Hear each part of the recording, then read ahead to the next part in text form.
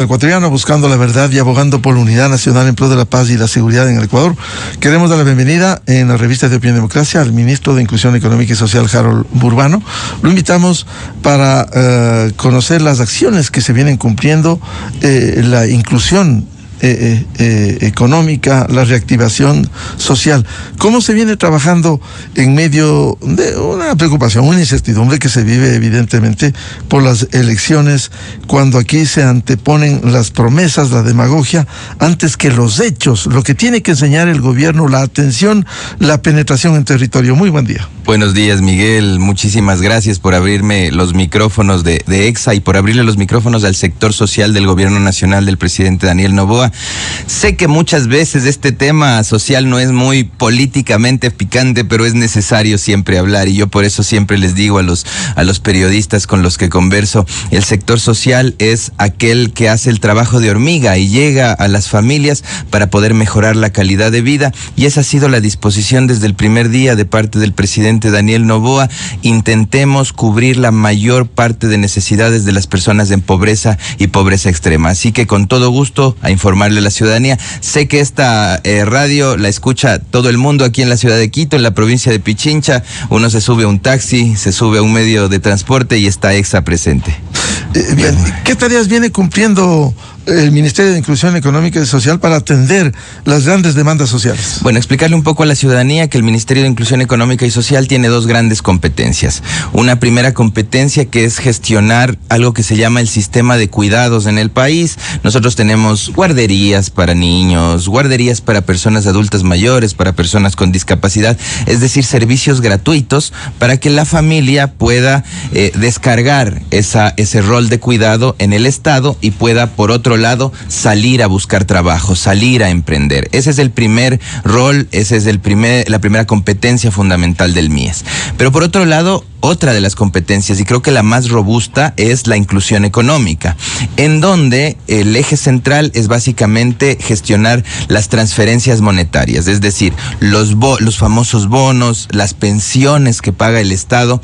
Escuchaba que hablábamos, por ejemplo, del tema del IES, ¿no? El IES maneja la seguridad social contributiva. Yo trabajo para una empresa y le pago al IES una contribución para que me dé una prestación. Pero hay una gran parte del país que no contribuye, es decir, que no tiene empleo formal, que no tiene un emprendimiento, pero que necesita protección social. Esto lo tienen todos los países del mundo, y este programa de protección social no contributivo, es decir, para las personas más pobres del país, lo maneja el Ministerio de Inclusión Económica y Social. Le hemos querido dar un poquito la vuelta durante todo este año por disposición del presidente Daniel Noboa, y queremos que estos bonos y estas pensiones lleguen a las familias, pero de manera óptima, de manera efectiva. ¿Para qué? Para que, juntándose con otros servicios que tiene el Estado, con la salud gratuita, con la educación de calidad, puedan generar algo que se llama un piso de protección social, es decir, que las personas más desfavorecidas puedan también tener las mismas oportunidades de surgir.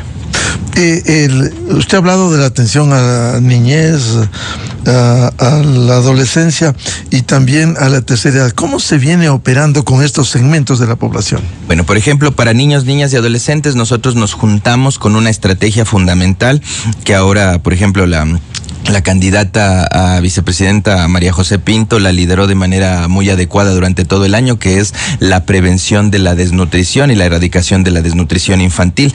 Recordemos que el Ecuador es uno de los países con mayor desnutrición.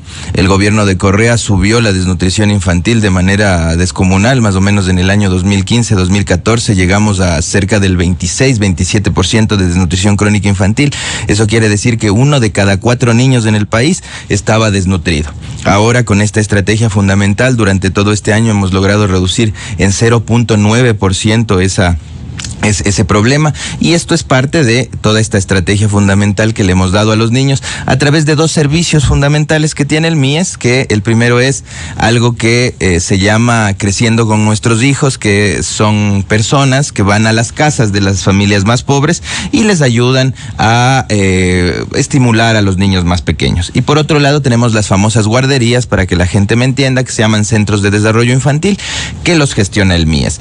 El presidente Daniel Noboa ha ha garantizado el presupuesto justamente para la niñez. Tenemos en la actualidad cerca de 420 millones de dólares dispuestos básicamente para la niñez, el presupuesto más alto en los últimos 15 años para niños, niñas y adolescentes. Por otro lado, el tema de adultos mayores, nosotros tenemos también una perspectiva fundamental para las personas adultas mayores que no tienen seguridad contributiva, es decir, que no tienen IES, que no tienen seguro social.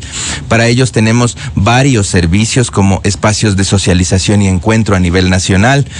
Son espacios en donde una persona estimula a los adultos mayores a través de socialización, a través de lugares lúdicos que tenemos como MIES a nivel nacional, pero también tenemos los albergues para las personas adultas mayores que no tienen hogar y que viven en lugares del Estado.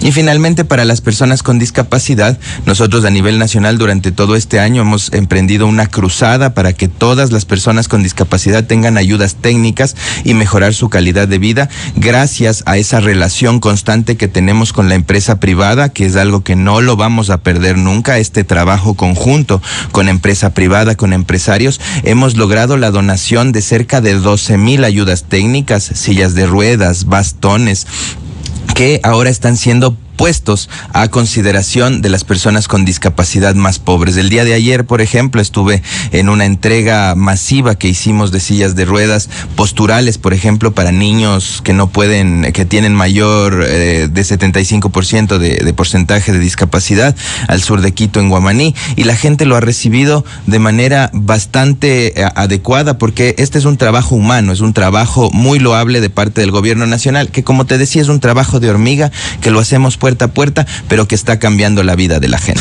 Ministro Harold Burbano, ahora quisiera consultarle, en Quito precisamente se habló, aun cuando no es una competencia directa, sí dar el aval económico, de la ampliación del metro de Quito hacia el norte, hacia Calderón. Esta ha sido una propuesta del gobierno nacional, no en campaña, sino desde el momento en el que hemos ingresado a la administración.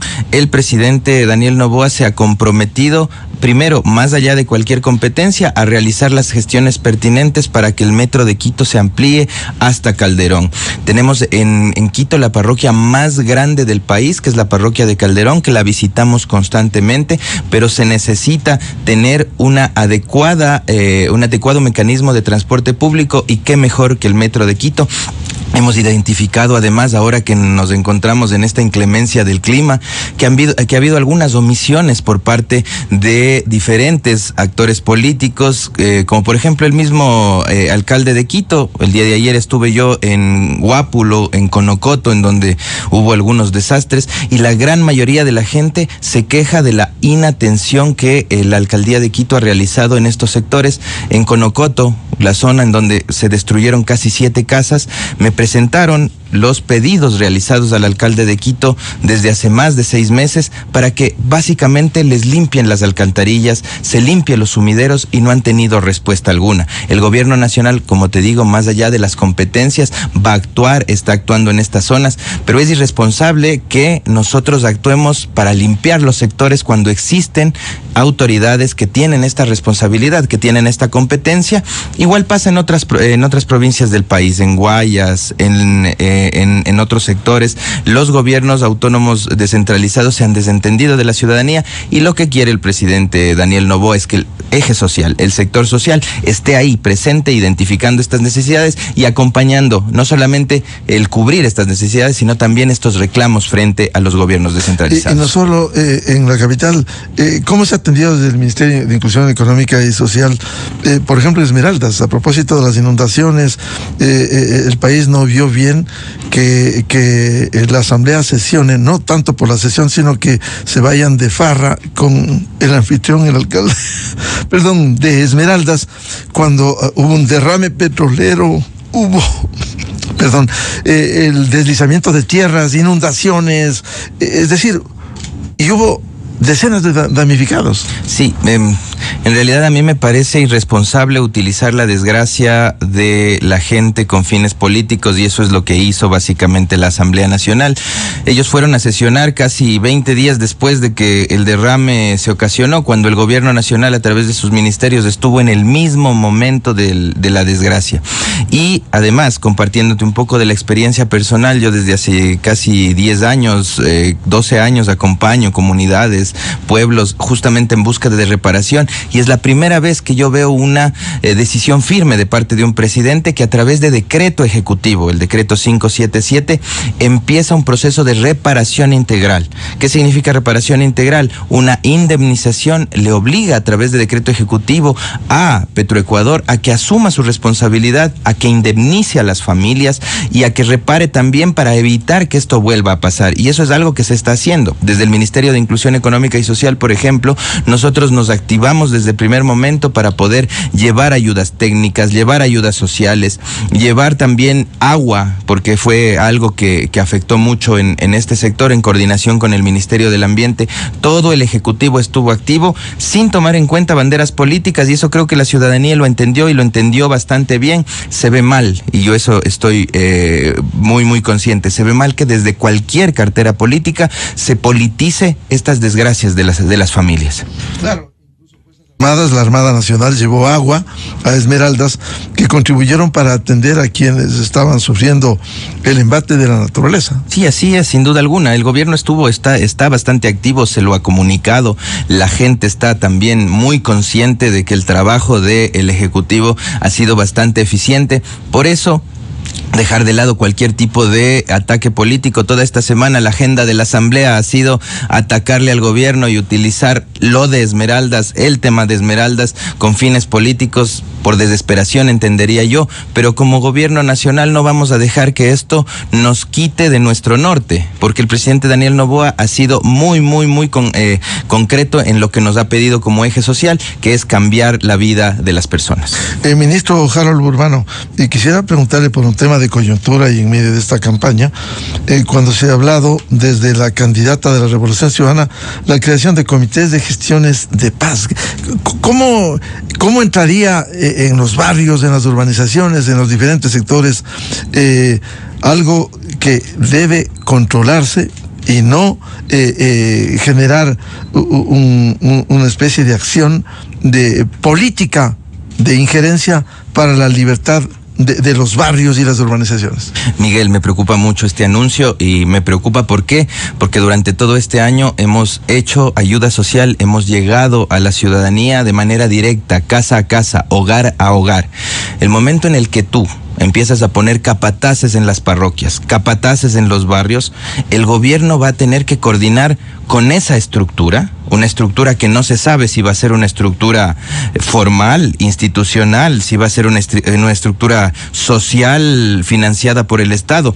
No sabemos, y preocupa ¿por qué? Porque esto puede prestarse a corrupción. Si como MIES se llega a un barrio con ayuda social y se tiene que coordinar con estos famosos gestores de paz, lo que va a pasar es que ellos van a filtrar la ayuda social y va a llegar solamente a quienes a ellos les interese, y no realmente a quienes o a las familias que más lo necesiten. En ese sentido, nos parece un anuncio muy irresponsable, pero muy peligroso también desde muchos sectores, ¿no? Pero desde el sector social, que ahora represento por la confianza del presidente Daniel Noboa, es peligroso porque esto puede prestarse a corrupción, pero además de prestarse a corrupción, puede prestarse a filtrar realmente la ayuda social que debe llegar a quien más lo necesita. Los ciudadanos deben ser libres en elegir, pero además libres en recibir las ayudas del Estado. Y todo este tipo de acciones para poder segmentar, para poder controlar barrios, lo que hace es quitarles de esa libertad.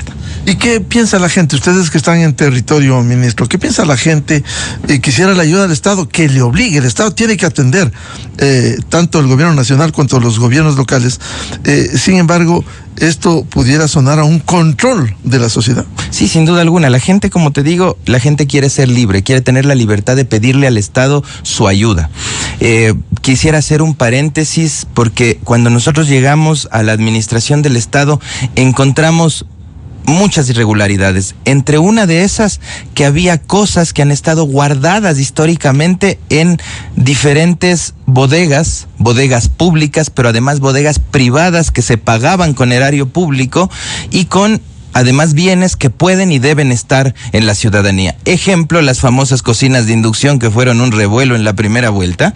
Nosotros encontramos 120,000 cocinas de inducción en una bodega pagada por CENEL en Durán, y se gastaba $1 millón al año solamente por tener embodegadas esas cocinas. ¿Por qué te hago este paréntesis y por qué te doy este ejemplo? Porque lo que hemos hecho durante todo este año es liberarle al Estado de esos pagos de bodegas que llegaban a quien no debe llegar, ¿no es cierto? ¿Y en qué administración se compró? ¿Cómo fue esto? No, la administración del señor Correa, en el año 2014 se compraron estas cocinas de inducción, no se las entregaron porque fue un proceso fracasado además. ¿Por qué? Porque se le quiso endeudar a la gente más pobre. Como no pudo pagar en el medidor de luz su cocina, se quitaron cerca de 70,000 medidores de luz a nivel nacional. Existe ya hasta una sentencia de la Corte Constitucional en donde claramente existe responsabilidad de ese gobierno. Pero más allá de eso, existía esta irregularidad en el gobierno, es decir, cosas que la SENAE, por ejemplo, incautaba, guardadas, pudriéndose en diferentes bodegas, y ahora, en una cruzada nacional para cambiar vidas, que es lo que nos ha pedido el presidente Daniel Noboa, hemos puesto a consideración estas cosas de la gente más pobre. Por eso nos preocupa justamente que no podamos llegar, o que el Estado no pueda llegar directamente a las familias y decir, ¿qué necesitas? Necesitas una silla de ruedas, necesitas una refrigeradora, necesitas una cocina, sino que haya un filtro que no sabemos si va a ser un filtro formal, si va a ser un filtro institucional, pero que de alguna forma va a tener la capacidad de tomar decisiones frente a las ayudas sociales que hace el Estado. Y más allá de esta campaña electoral, el Ministerio de Inclusión Económica y Social seguirá atendiendo. Estamos amenazados por la naturaleza, inundaciones, desbordamiento de ríos, damnificados. Seguirá atendiendo, porque esa es obligación del Estado ecuatoriano, seguir auxiliando a quienes necesitan la ayuda. Así es, sin duda alguna. Estamos en una tercera etapa justamente de esta ayuda. La primera etapa fue una etapa de planificación, de reestructuración financiera del Estado. La política financiera del gobierno del presidente Daniel Noboa ha sido bastante exitosa. En el momento tenemos ya los recursos disponibles para poder atender estas emergencias. Un segundo momento que fue de atención directa, de readecuación de las casas de las personas que han perdido todo, y ahora estamos en un tercer momento de reactivación económica. Es un momento de reactivación económica que no va a parar. ¿A través de qué? A través de una estrategia de colocar directamente el recurso en la gente. Y esta es una estrategia al corto plazo, porque a través de programas como Jóvenes en Acción, como Ecuatorianos en Acción, lo que queremos es que las personas, a través de un principio de corresponsabilidad, realicen acciones voluntarias para el Estado, para la gente, ayudando obviamente en esta cruzada para cambiar vidas, y ellos puedan recibir directamente una transferencia monetaria de $400 por varios meses. Jóvenes en Acción lo recibieron por 3 meses y se amplió a 5 meses. Ecuatorianos en Acción, ahora 120,000 ecuatorianos se han vinculado a este programa, un programa que va a ayudar a las personas, y van a recibir por 2 meses en una primera instancia $400, y posteriormente este programa se va a ampliar. Entonces, el objetivo, obviamente, del presidente Daniel Noboa es inyectarle a la economía directamente capital, liquidez, a través de Capital Semilla. Y esto es lo que estamos haciendo a través de estos programas que hemos anunciado últimamente. El ministro de Inclusión Económica y Social, Harold Urbano, aquí en la revista de Opinión Democracia. Muchas gracias, ministro. Muchísimas gracias, Miguel. Cuando quieran estoy aquí para poder conversar de estos temas sociales tan importantes para el país. 8:31 en el territorio continental ecuatoriano. Vamos a una pausa y ya volvemos. Diálogo previsto con el doctor Carlos Sánchez Berzaín, exministro de Bolivia, para hablar de la crisis que vive Bolivia sin dólares. El socialismo del siglo XXI le ha llevado a eso, y también hablar sobre las elecciones en el Ecuador, porque en Miami ha sido un escenario de análisis también de este proceso electoral. Desde 1984 con Gonzalo Rosero, la revista de Opinión Democracia. Siempre líderes, siempre confiables. Enseguida regresa Miguel Rivadeneira.